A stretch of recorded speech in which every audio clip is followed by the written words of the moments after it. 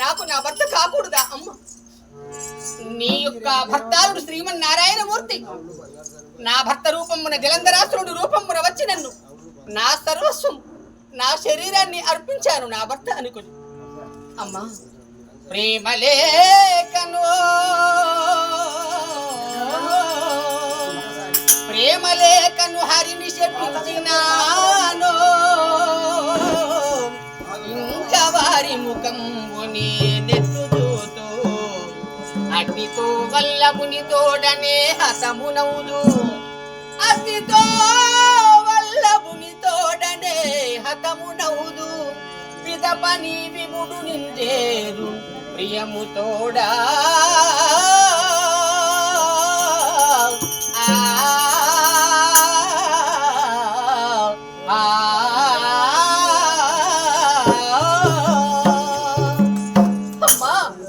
ప్రేమ లేకుండా నీ యొక్క భర్తాలను శపించాను గనక అతని ముఖము నేను ఎలా చూడాలి తల్లి?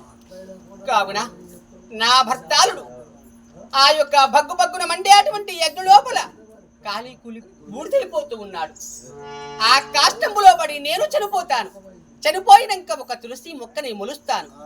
అట్టి తులసి దళంబులు తీసుకుని వచ్చి ఒక మాల తులసి మాల అల్లి ఆ తులసి మాలను బండగా మారి ఉన్నటువంటి నీ యొక్క భర్తాలుని మెడ లోపల వేసిన మళ్ళీ శ్రీమన్నారాయణమూర్తి కాగలడు తల్లి. అమ్మా ఇక నేను వెళ్తానమ్మా.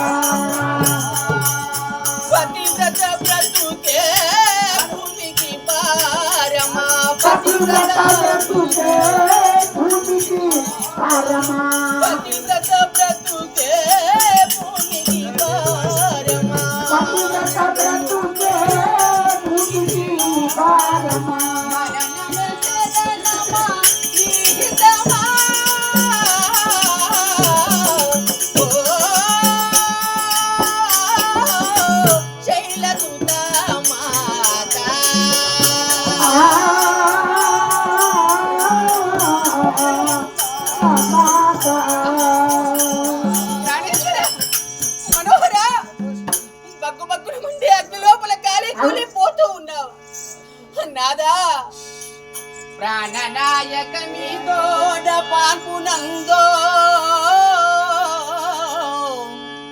నేను శయనించి ఎరుగను ఎన్నడైనా, బగ్గు బగ్గున మండుని అగ్నిలోనా బగ్గు బగ్గున మండుని అగ్నిలోనా కలుపుచుంటిని మీ తోడనా కట్టెనిదిగో.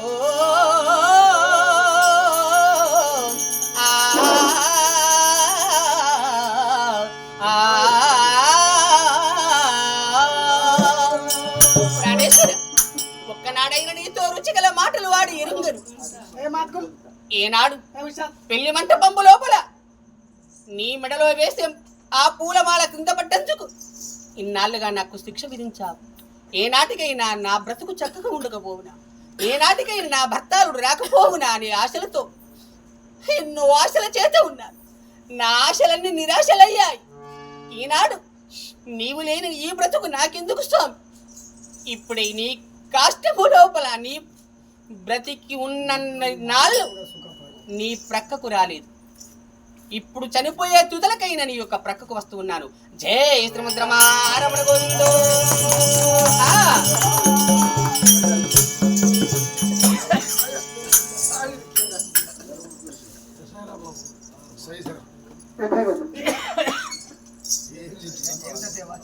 తులసి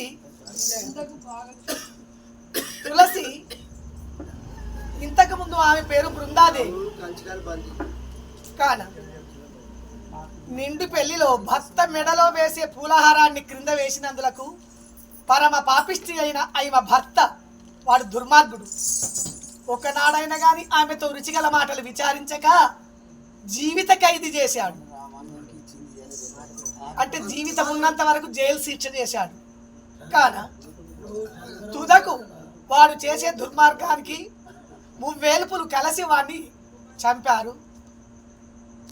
ఆ యొక్క శివుని కంటి మంట యందు తుదకు కాలి మరణించాడు.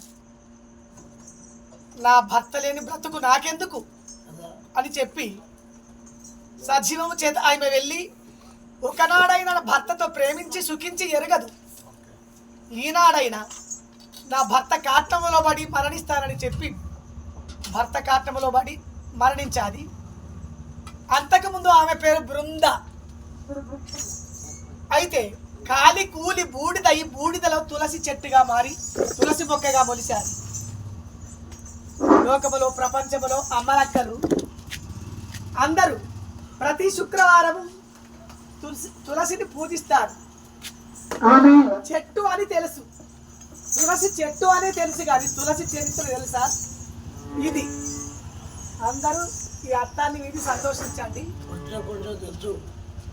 ఇంత తులసి చెట్టు అనే తెలుసు, పూజిస్తారు, కానీ తులసి ఎవరు అంటే ఆమెకి భర్తతో సుఖపడక తుదకు భర్త కాటములు వాడి మరణించి తులసి మొక్క మనకి ఈమెను పూజించిన వారికి ఆయురారోగ్య సంపత్కరం కలిగి శుభములు చేకూరి మరణించే కాలములో జీవి గంజికి బదులుగా ఈ తులసి తీర్థము పోసినట్టయితే ఆ మరణించిన వారు చేసిన పాపాలు పటాపంజలై వైకుంఠమే చేరుచున్నారు. తులసి కథ విన్నవారికి చెప్పిన వారికి సుఖభోగ భాగ్యాలు అనుభవించి చక్కగా చల్లగా ఉంటారు. ఈనాటితో ఈ తులసి కథ అశాంతం.